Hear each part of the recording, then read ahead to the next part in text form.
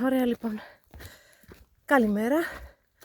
Πάμε στο γεφύρι το πέτρινο των γριζάτων. Ακολουθούμε τα βήματα.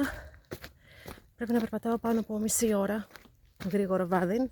Δεν προλάβουμε και το χρόνο. Αφού ψιλοχάθηκαμε στη διαδρομή. Μόνη βήμα. Χάθηκα στη διαδρομή. Πρώτα σημάδια. Ακολουθώντας τα σημάδια πάμε καλά.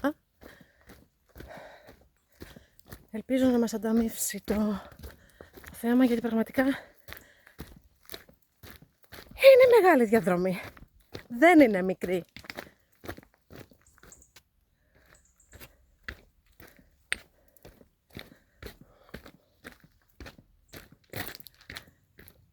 Για να δούμε πού θα πάμε τώρα.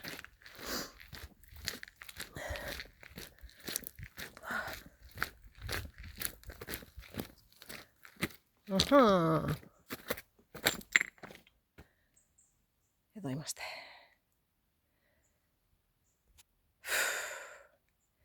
Φτάσαμε. Πάμε μια και από πάνω. Το πανέμορφο γεφυράκι.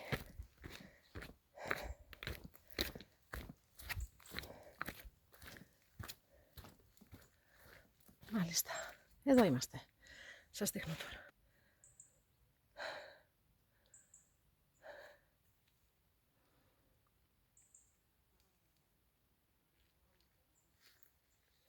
Και είναι αυτό εδώ κάτω. Θα προσπαθήσω να πάω μια κάτω. Εντάξει.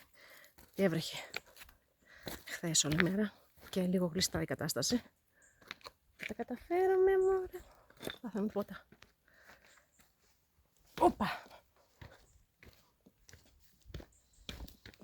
Ναι, ναι.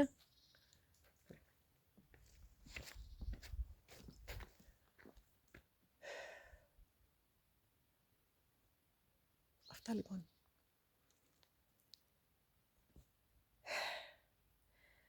Είναι ωραία. Είναι όμορφα. Βρίσκεσαι κοντά στη φύση. Πολύ μου αρέσει. Μου θυμίζει, ρε παιδί μου, τα γεφύρια που έχουμε πάνω. Εκεί, Πρέβεζα. Ωραία πράγματα. Να είστε καλά. Καλημέρα.